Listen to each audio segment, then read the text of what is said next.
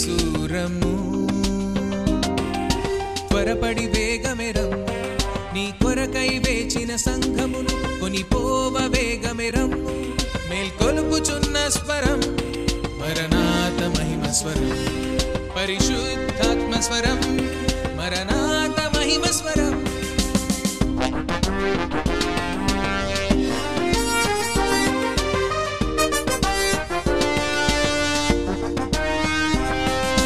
పాపికి రక్షణ భాగ్యం రోగికి స్వస్థత వాక్యం నలుమూలల వ్యాపింప ప్రకటించు మహిమ స్వరం మరణాత మహిమ స్వరం ప్రేమ శాంతి సమాధానం విడుదల ఉజ్జీవం ప్రతి సంఘములో ప్రకటింప ధ్వనించే మహిమ స్వరం మరణాత మహిమ స్వరం పరిశుద్ధాత్మ స్వరం మరణాత మహిమ స్వరం.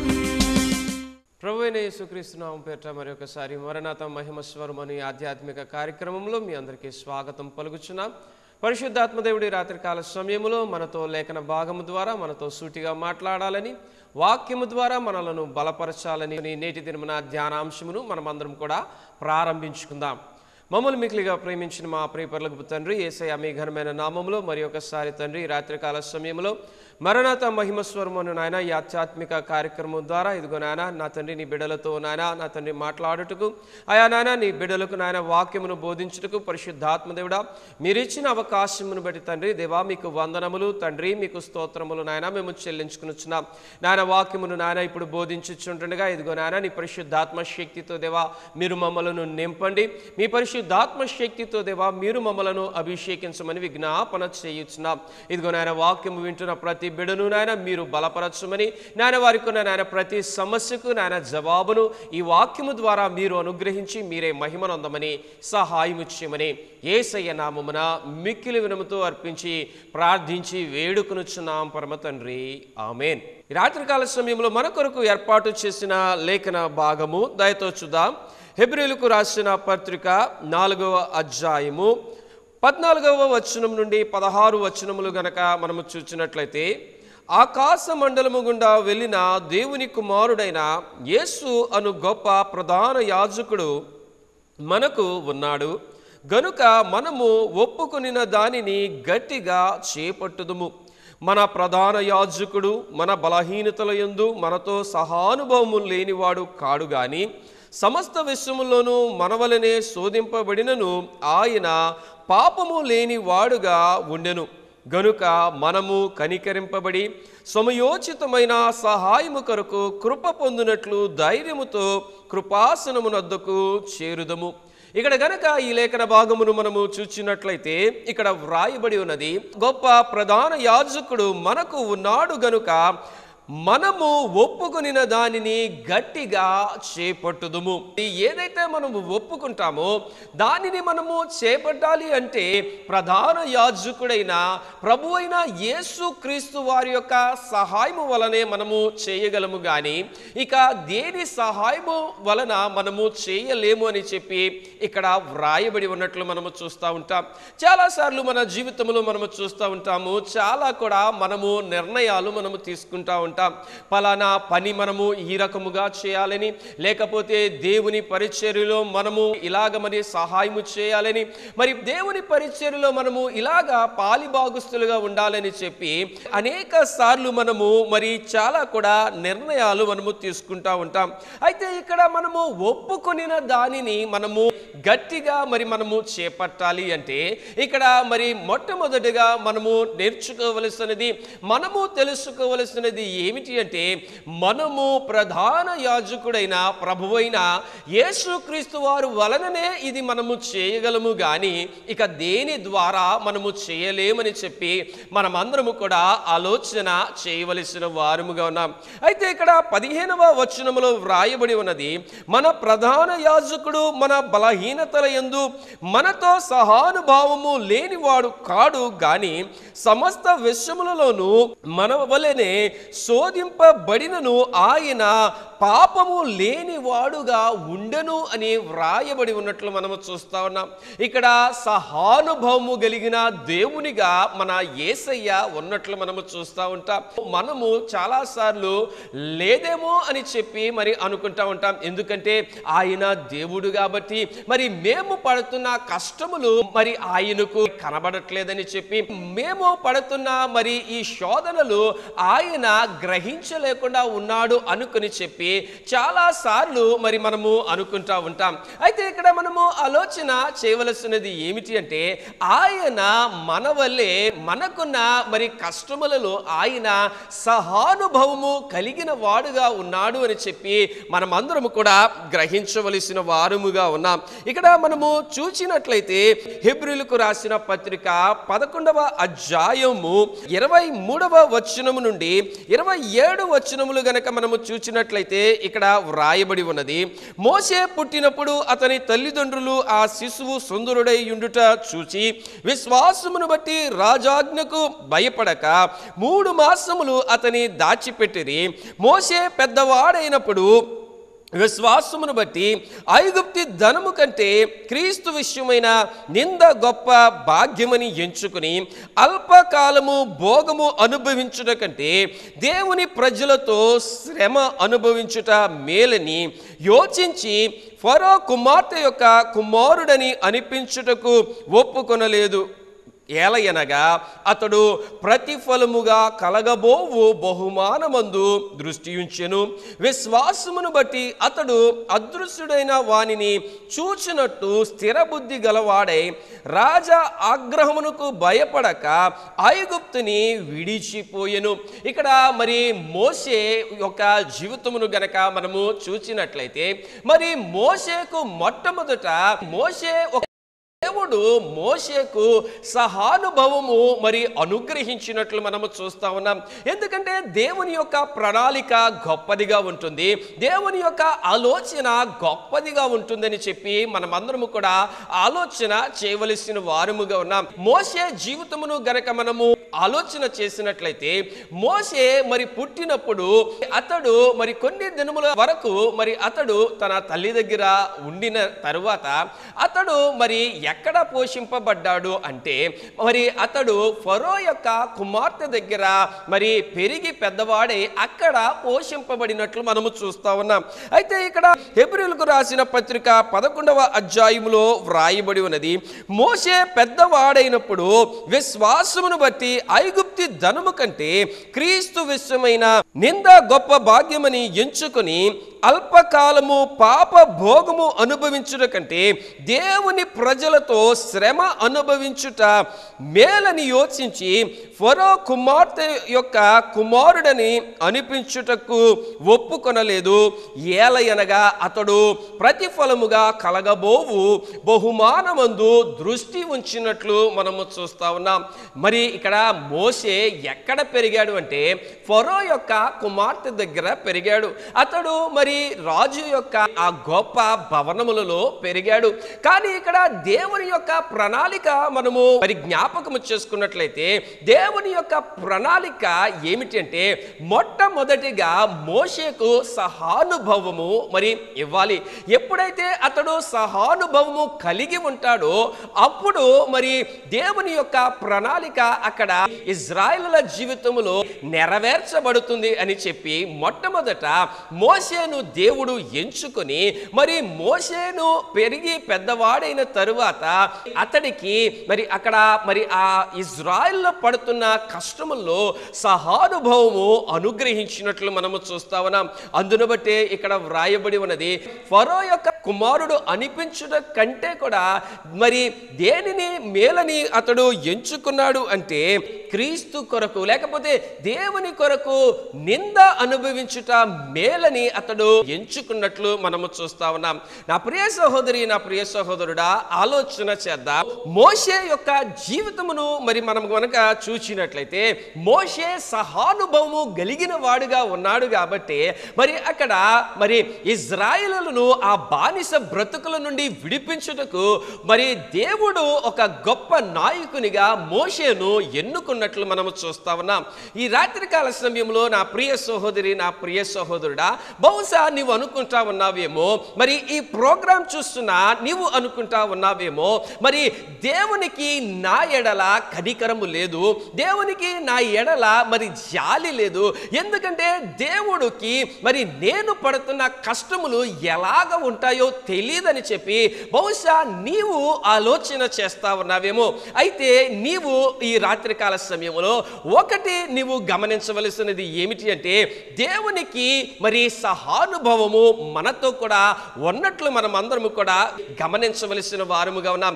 ఎందుకంటే ఇక్కడ మోసే జీవితమును మనము చూసినప్పుడు మోసే సహానుభవము కలిగిన వాడుగా ఉన్నాడు కాబట్టి ఇజ్రాయేలులు పడుతున్న ప్రతి కష్టమును మోసే చూచాడు గనకే మరి మోసే ఒక గొప్ప నాయకునిగా ఏర్పాటు చేయబడి మరి ఇజ్రాయేలును ఆ ఐగుప్తు చెర నుండి విడిపించినట్లు మనము చూస్తా ఉన్నాం. మరి పాలుతేనెలు ప్రవహించు దేశములోనికి మరి మోసే వారిని నడిపించినట్లు మనము చూస్తా ఉన్నాం. మరి ఈ రాత్రికాల సమయంలో మరి ఎందుకు దేవుడు మరి మోసేను ఎందుకు ఎంచుకున్నాడు అంటే, మోసే సహానుభవము కలిగిన వాడుగా ఉన్నాడు కాబట్టి మరి మోసేను దేవుడు ఎంచుకుని ఒక గొప్ప నాయకునిగా అభిషేకించినట్లు మనము చూస్తా ఉన్నాం. అయితే ఇక్కడ లేఖన భాగములో వ్రాయబడి ఉన్నది, హెబ్రీయులకు రాసిన పత్రిక 4వ అధ్యాయము 15వ వచనములో మరి వ్రాయబడి ఉన్నది, మన ప్రధాన యాజకుడు మన బలహీనతల యందు మనతో సహానుభవము లేనివాడు కాడు గాని సమస్త విషయములలోనూ మన వలె శోధింపబడినను ఆయన పాపము లేని వాడిగా ఉన్నట్లు మనము చూస్తా ఉన్నాం. ఈ రాత్రికాల సమయములో ప్రభువైన యేసుక్రీస్తు వారు నీ పాపము కొరకు, నా పాపము కొరకు ఆయన మనుష్య కుమారునిగా వచ్చినట్లు మనము చూస్తా ఉన్నాం. మనుష్య కుమారునిగా, రిక్తునిగా మరి ఈ భూలోకములో ఆయన జన్మించినట్లు మనము చూస్తా ఉన్నాం. మరి ఆయన పరలోకపు స్వాస్థ్యమును నీ కొరకు, నా కొరకు విడిచిపెట్టినట్లు మనము చూస్తా ఉన్నాం. అయితే ఆయన మనవలే శోధింపబడినను ఆయన పాపము నెరగని వాడిగా, పాపము చేయని వాడిగా ఉన్నట్లు మనము చూస్తా ఉన్నాం. ప్రభు అయిన యేసు క్రీస్తు వారు మరి మనతో ఆయన సహానుభవము కలిగిన వాడిగా ఉన్నట్లు మనము చూస్తా ఉన్నాం. ఇక్కడ మరి ఆలోచన చేసినట్లయితే దయతో చూద్దాం. లూకా సువార్త 7వ అధ్యాయము 11 వచనము నుండి 15 వచనములు గనక మనము చూసినట్లయితే, వెంటనే ఆయన నాయనను ఒక ఊరికి వెళ్ళుచుండగా ఆయన శిష్యులను బహు జన సమూహమును ఆయనతో కూడా వెళ్ళుచుండిరి. ఆయన ఆ ఊరి గవిని యొద్దకు వచ్చినప్పుడు చనిపోయిన ఒకడు వెలుపలికి మోసుకొని పోబడుచుండెను. అతని తల్లికి అతడొక్కడే కుమారుడు, ఆమె విధవరాలు. ఆ ఊరి జనులు అనేకులు ఆమెతో కూడా ఉండిరి. ప్రభు ఆమెను చూచి ఆమె యందు కనికరపడి ఏడవవద్దని ఆమెతో చెప్పి దగ్గరకు వచ్చి పాడెను ముట్టగా మోయుచున్న వారు నిలచిరి.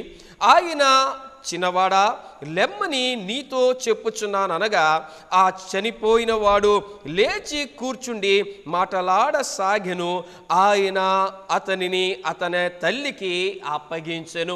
ఇక్కడ మనము చూసినట్లయితే ప్రభువైన యేసు క్రీస్తు వారు మరి నాయను అను ఒక ఊరికి వచ్చినప్పుడు అక్కడ ఆయన ఒక సంఘటన చూశారు. ఆ సంఘటన ఏమిటి అంటే, ఒక మరి కుమారుడు చనిపోయినట్లు మనము చూస్తూ ఉంటాం. అయితే అక్కడ ఆ కుమారుడు చనిపోయినప్పుడు అతనిని మరి మోసుకొని వెళ్ళిపోతూ ఉంటుండగా మరి ఆ వెనకాతలే ఆ కుమారుని యొక్క తల్లి మరి బహుదీనముగా, బహు దుఃఖముగా ఆమె ఏడ్చుచూ ఉన్నట్లు మనము చూస్తా ఉన్నాం. మరి ఆమెకు ఆ కుమారుడు ఒకే కుమారుడు, మరి ఆమె విధవరాలుగా ఉంటుంది. ఉన్న సమయంలో మరి మనము చూస్తాము మరి ఆ కుమారుడు చనిపోయినట్లు మనము చూస్తా ఉంటున్నాం. మరి ఆ కుమారుడు మరి చనిపోయిన తరువాత మరి అక్కడ ఉన్నవారు మరి ఆ కుమారుని యొక్క మరి మృతదేహమును మరి మోసుకొని వెళ్ళిపోతూ ఉంటుండగా, పాతి పెట్టడానికి మరి మోసుకొని వెళ్ళిపోతూ ఉంటుండగా మరి ఆ విధవరాలు ఇంకా ఏమీ చేయలేని దీన పరిస్థితులలో మరి ఆ మృతదేహము వెనుకాతల ఆమె పరిగెత్తుకుని వెళుతూ ఉన్నట్లు మనము చూస్తూ ఉంటున్నాం. ఆమె చాలా కూడా దుఃఖపడుతూ ఉన్నట్లు మనము చూస్తూ ఉన్నాం. అలాంటి సమయములలో ప్రభు అయిన యేసుక్రీస్తు వారు ఎప్పుడైతే ఆ దీన విధవరాలుని చూచారో వెంటనే ఆయన మనసు మరి కనికరముతో నింపబడినట్లు మనము చూస్తా ఉన్నాం. ఎందుకంటే ఆయన మనుష్య రూపంలోనే ఉన్నారు కాబట్టి ఆయన మరి ఆ పేద విధవరాలు మరి పడుచున్న దుఃఖములోని ఆయన కూడా పాలి భాగస్థులుగా ఉండి మరి ఆ పేద విధవరాలు పక్షమున ఆయన కూడా దుఃఖపడినట్లు మనము చూస్తా ఉన్నాం. ఆయన హృదయమంతా కూడా కనికరముతో నింపబడినట్లు మనము చూస్తా ఉన్నాం. ఎందుకు మరి ఆయన కనికరముతో నింపబడ్డాడు అంటే ఆయన మనవలే మనుష్య కుమారునిగా ఉన్నాడు కాబట్టి, మనుష్య రూపములోని ఉన్నాడు కాబట్టి ఆయన మనము ఎలాగైతే బాధపడతామో ఆయన కూడా మరి ఆ పేద విధవరాలు పడుచున్న బాధను ఆయన కూడా అక్కడ గ్రహించి ఆ విధవరాలతో ఆయన కూడా బాధపడినట్లు మనము చూస్తా ఉన్నాం. నా ప్రియ సహోదరి, నా ప్రియ సహోదరుడా, మన ప్రభువైన యేసు క్రీస్తు వారు మరి మనము బాధపడినప్పుడు ఆయన మనతో కూడా బాధపడచ్చు. మరి మనకు ఉన్న మరి ఆ బాధలో ఆయన కూడా పాలిభాగస్తుడిగా ఉంటున్నాడని చెప్పి మనము అందరము కూడా గ్రహించవలసిన వారముగా ఉన్నాం. చాలాసార్లు మన జీవితంలో మనము చూస్తూ ఉంటాం, ఏదైనా ఒక ఇరుకు వచ్చినప్పుడు, ఏదైనా ఒక సమస్య వచ్చినప్పుడు మరి దేవునికి మా ఎడల కనికరము లేదు. ఎందుకంటే ఆయన దేవునిగా ఉన్నాడు కాబట్టి మేము ఏమైతే బాధ మేము పడతా ఉన్నామో, మేము ఏమైతే కష్టము మేము అనుభవిస్తా ఉన్నామో అది ఆయనకు తెలియట్లేదు అని చెప్పి అనేక సార్లు మరి మనము మరి అనుకుంటా ఉంటాం. కానీ మనము ఒకటి గ్రహించవలసినది ఏమిటి అంటే ప్రభువైన యేసు క్రీస్తు వారు ఆ విధవరాలిని ఎప్పుడైతే చూశారో, ఆ విధవరాలు యొక్క పరిస్థితిని ఎప్పుడైతే ఆయన గమనించారో వెంటనే ఆయన కనికరపడి ఆ విధవరాలతో ఆయన కూడా బాధ పడినట్లు మనము చూస్తా ఉన్నాం. మరి ఆయన బాధపడి ఎలాగైనా ఈ విధవరాలకున్న ఈ బాధను తొలగించాలని చెప్పి ఆయన మరి అక్కడ మోసుకుని వెలుచున్న ఆ పాడెను ముట్టినట్లు మనము చూస్తా ఉన్నాం. మరి ఎప్పుడైతే ఆ యవ్వనస్తుడిని ఆయన ముట్టారో వెంటనే ఆ యవ్వనస్తుడు మరలా మరి జీవించినట్లు మనము చూస్తా ఉన్నాం. నా ప్రియ సహోదరి, నా ప్రియ సహోదరుడా, మన ప్రభువైన యేసు క్రీస్తు వారు జాలి కలిగిన దేవుడు, దయ కలిగిన దేవుడు. ఆయన మనతో కూడా సహానుభవము కలిగిన మనుష్య కుమారుడని చెప్పి మనం అందరము కూడా గ్రహించవలసిన వారముగా ఉన్నాం. లేఖన భాగములో వ్రాయబడి ఉన్నది ఏమిటి అంటే ఆయన మనతో సహానుభవము కలిగిన యాజకుడిగా ఉన్నారు అని చెప్పి లేఖన భాగములో వ్రాయబడి ఉన్నట్లు మనము చూస్తా ఉన్నాం. నా ప్రియ సహోదరి, నా ప్రియ సహోదరుడా, ఒక సందేహముతో ఉన్నామేమో, బహుశా దేవునికి మాతో సహానుభవము లేదు, మేము పడుచున్న కష్టములో సహానుభవము లేదు అని చెప్పి మరి మనము అనుకుంటా ఉన్నామేమో. కానీ మనము ఇక్కడ గ్రహించవలసినది ఏమిటి అంటే ఆయన నీ పాపమును మోయడానికి, ఆయన నా పాపమును మోయడానికి, ఆయన నీ శాపమును అనుభవించడానికి, ఆయన నా శాపమును అనుభవించడానికి ఆయన పరలోక స్వాస్థ్యమును విడిచి, ఆయన రిక్తునిగా, ఆయన దీనుడిగా ఆయన పరలోక స్వాస్థ్యమును విడిచిపెట్టి భూలోకమునకు ఆయన వచ్చి నీ కొరకు నా కొరకు మనుష్య కుమారుని రూపములో జన్మించారు అని చెప్పి మనమందరము కూడా గ్రహించవలసిన వారముగా ఉన్నాం. ఇక్కడ ఆ విధవరాలు మరి కుమారుడు చనిపోయినప్పుడు ఆమె బాధలో ప్రభువైన యేసు క్రీస్తు వారు కూడా పాలిభాగస్తులుగా ఉండి మరి ఆ విధవరాలి మీద కనికరపడి జాలిపడి మరి ఆమె కుమారుడిని మరలా జీవింపబడినట్లు మనము చూస్తా ఉన్నాం. మరి ప్రభువైన యేసు క్రీస్తు వారు ఆ యవనస్తుడిని ముట్టినప్పుడు ఆ యవనస్తుడు మరలా జీవింపబడి మరలా అతడు లేపబడినట్లు మనము చూస్తా ఉన్నాం. ఈ రాత్రి కాల సమయంలో బహుశా నువ్వు అటువంటి ఇరుకులో ఉన్నావేమో, బహుశా నువ్వు అటువంటి ఇబ్బందిలోనే ఉన్నావేమో, బహుశా నాకు సహాయం చేసేవారు ఎవరు కూడా లేరు, నేను ఒంటరిగా మిగిలిపోయాను, ఈ లోకములో నేను ఒంటరిగా మిగిలిపోయానని బహుశా నీవు కూడా ఆ నాయీను విధవరాలు మరి పడుచున్న బాధను వేదనను నీవు అనుభవిస్తున్నావేమో. అయితే పరిశుద్ధాత్మ దేవుడు ఈ రాత్రి కాల సమయంలో నీతో మాట్లాడుతా ఉన్నాడు. నీ ప్రభువు నీ దగ్గరే ఉన్నాడు. నీ ప్రభువు నీ బాధను ఆయన చూచుచు నీ బాధలో ఆయన కూడా దుఃఖపడుచు ఉన్నాడు. కానీ ఆయన మరి నిన్ను విడిచిపెట్టే దేవుడు కాడు, గాని ఆయన నిన్ను బలపరిచే దేవుడు. ఆయన నిన్ను మరి ఆ శోధనల నుండి ఆయన విడిపింపచేసి ఆయన నీకు సంతోషమును ఆనందమును కలగజేసే దేవుడని గ్రహించవలసిన వారముగా ఉన్నాం. రెండవదిగా చూద్దాం, దయతో చూద్దాం. మార్కు సువార్త 11వ అధ్యాయము 12వ వచనము నుండి 14వ వచనము వరకు గనక మనము చూచినట్లయితే ఇక్కడ వ్రాయబడి ఉన్నది. మరునాడు వారు బెతనియా నుండి వెళ్ళుచుండగా ఆయన ఆకలిగొని ఆకులు గల ఒక అంజూరపు చెట్టును దూరము నుండి చూచి దాని మీద ఏమైనను దొరుకునేమో అని వచ్చెను. దాని యొద్దకు వచ్చి చూడగా ఆకులు తప్ప మరేమీయూ కనబడలేదు. ఎలయనగా అది అంజూరపు పండ్లు కాలము కాదు. అందుకైన ఇక మీదట ఎన్నటికి నీ పండ్లు ఎవరును తినకుందురుగాక అని చెప్పెను. అది ఆయన శిష్యులు వినిరి. రెండవదిగా గనక మనము చూసినట్లయితే ప్రభు అయిన యేసు క్రీస్తు వారు అక్కడ ఆకలి కొనినట్లు మనము చూస్తా ఉన్నాం. ఎలాగైతే నీకు నాకు ఆకలి వేస్తుందో ఆయన కూడా మరి ఆకలిని అక్కడ అనుభవించినట్లు మనము చూస్తా ఉన్నాం. మరి ఆయన ఆకలి కొనినప్పుడు మరి ఆయన ఒక అంజూరపు చెట్టును చూచారు. ఆ అంజూరపు చెట్టును చూచినప్పుడు వెంటనే ఆయన ఆ అంజూరపు చెట్టు దగ్గరికి వెళ్ళి మరి దగ్గర నుండి చూచినప్పుడు ఆ అంజూరపు చెట్టుకు ఏ ఫలములు కూడా లేకుండా ఉన్నట్లు మనము చూస్తా ఉన్నాం. నా ప్రియ సహోదరి, నా ప్రియ సహోదరుడా, పరిశుద్ధాత్మ దేవుడు ఈ రాత్రి కాల సమయంలో మనతో మాట్లాడుతా ఉన్నాడు. ఆయన మరి మనలను ప్రేమించే దేవుడు, ఆయన మన మీద కనికరం పడే దేవుడు, ఆయన మనలను మరి మరి అతి సమీపముగా చూచుచున్న దేవుడు అని చెప్పి మనం అందరము కూడా గ్రహించవలసిన వారముగా ఉన్నాం. మరి ఆయన అక్కడ ఆకలి గునినట్లు మనము చూస్తా ఉన్నాం. చాలా సార్లు మన జీవితంలో అనుకుంటా ఉంటాం, దేవునికి ఆకలి విలువ తెలియదేమో, ఎందుకంటే ఆయన దేవుడు కాబట్టి మరి ఆయనకు ఆకలి విలువ తెలియదేమో అని చెప్పి చాలా సార్లు మనము అనుకుంటా ఉంటాం. కానీ ఇక్కడ లేఖన భాగములో వ్రాయబడి ఉన్నది, అక్కడ 13వ వచనములో వ్రాయబడి ఉన్నది, ఆకుల గల అంజూరపు చెట్టును దూరము నుండి చూచి దాని మీద ఏమైనను దొరుకునేమో అని వచ్చినట్లు మనము చూస్తా ఉన్నాం. ఎందుకంటే ప్రభువైన యేసుక్రీస్తు వారికి అక్కడ ఆకలి ఉన్నది.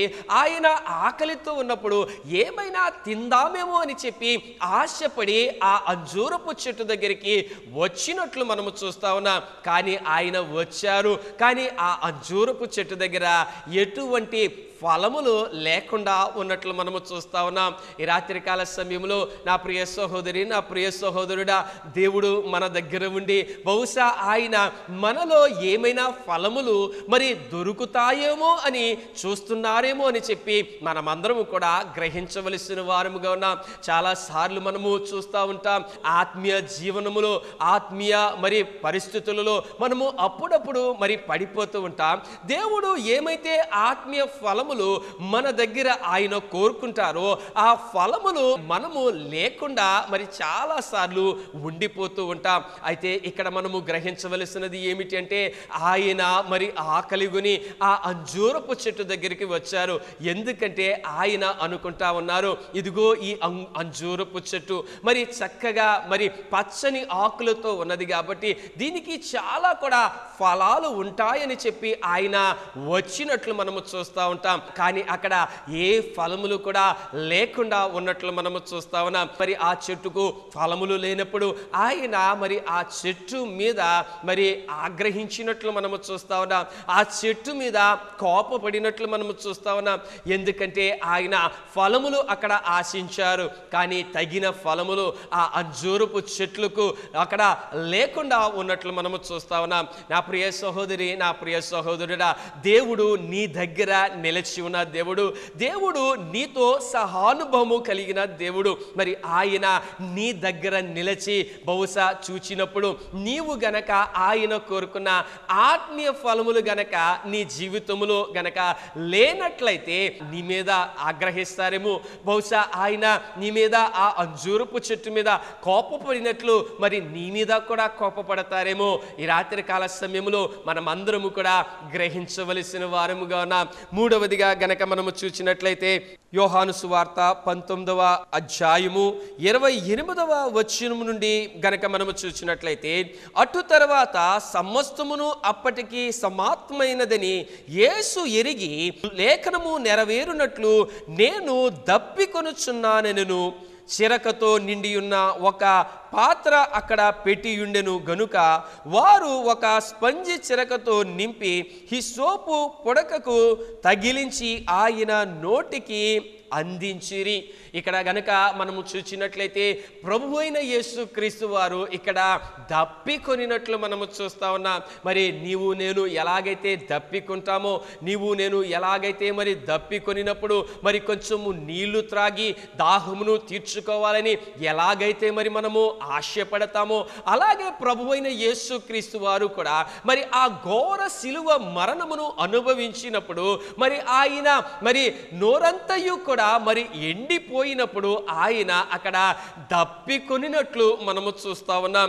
అయితే అక్కడ లేఖన భాగములో వ్రాయబడి ఉన్నది, మరి అటు తరువాత సమస్తమును అప్పటికి సమాప్తమైనదని యేసు ఎరిగి లేఖనము నెరవేరునట్లు నేను దప్పికొనుచున్నాను అని చెప్పుతూ ఉన్నట్లు మనము చూస్తా ఉన్నాం. మరి ఆయన దప్పికొనినప్పుడు మరి అక్కడ ఆయనకు ఏమి ఇవ్వబడినది అంటే చేదు చిరక అక్కడ ఆయనకు ఇవ్వబడినట్లు మనము చూస్తా ఉన్నాం. మరి ఆయన ఎందుకు అంత శ్రమ అనుభవిస్తూ ఉన్నారు అంటే నీ కొరకు నా కొరకు ఆయన ఆ గొప్ప శ్రమను అనుభవిస్తున్నారని చెప్పి ఈ రాత్రికాల సమయంలో మనమందరము కూడా ఆలోచన చేయవలసిన వారముగా ఉన్నాం. సమయోచితమైన సహాయము మనమందరము కూడా పొందుకొని మరి ఆశీర్వదింపబడాలని మరి నా ఈ కొద్ది మాటలు నేను ఇంతటితో ముగిస్తూ ఉన్నాను.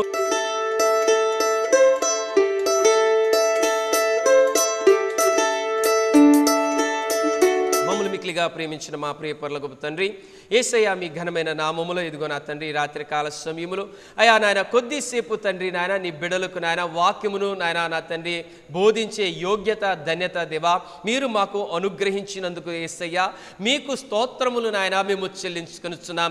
మహిమోన్నతుడా ఇదిగో నాయన ఈ రాత్రి కాల సమయములో ఎంతమంది అయితే బిడ్డలు నా తండ్రి నాయన ఇరుకులలో ఉన్నారో, ఇబ్బందులలో ఉన్నారో, సమస్యలలో ఉన్నారో యేసయ్య ఇదిగో నాయన ఈ రాత్రి కాల సమయంలో ఇదిగో నాయన ఈ ప్రార్థనలో నాయన ఏకీభవించుచున్న ప్రతి బిడ్డను నాయన మీరు దర్శించమని విజ్ఞాపన చేయుచున్నాను. ఇదిగో నాయన వాక్యము విన ప్రతి బిడ్డను నాయన మీరు దర్శించమని విజ్ఞాపన చేయుచున్నాం. అవును తండ్రి నాయన నా తండ్రి నీ కృపాసనము దగ్గరకు నాయన మేము ధైర్యముగా రావాలి అంటే అయా నాయన మేము నాయన మాలో ఉన్న నాయన ప్రతి పాపమును నాయన మేము తొలగించుకోవాలి. అయా నాయన మేము చేసిన ప్రతి పాపమును నాయన మేము విడిచిపెట్టాలి. నాయన ఎప్పుడైతే నాయన ఆ పాపములను నాయన మేము తొలగించుకుంటామో, ఎప్పుడైతే నాయన ఆ పాపములను నాయన మేము విడిచిపెడతామో ఇదిగో నాయన నీ లేఖన భాగము ద్వారా నాయన మీరు వాగ్దానము చేస్తారు. ఇదిగో నాయన సమయోచితమైన సహాయమును దేవా మీరు మాకు అనుగ్రహిస్తానని దేవా మీరు నాయన మాకు వాగ్దానము చేశారు. ఈ పరిశుద్ధాత్మ శక్తి అభిషేకముతో దేవా మీరు మమ్మలను నింపి మీరే మహిమనందమని సహాయము చేయమని నజరేయుడైన యేసు క్రీస్తు నామమున అర్పించి ప్రార్థించి వేడుకొనుచున్నాం పరమ తండ్రి. ఆమేన్ ఆమేన్.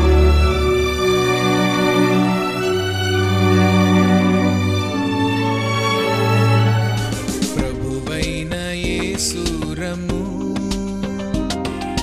త్వరపడి వేగమెరం, నీ కొరకై వేచిన సంఘమును కొనిపోవ వేగమెరమ్ము. మేల్కొలుపుచున్న స్వరం మరణాత మహిమ స్వరం, పరిశుద్ధాత్మ స్వరం మరణాత మహిమ స్వరం.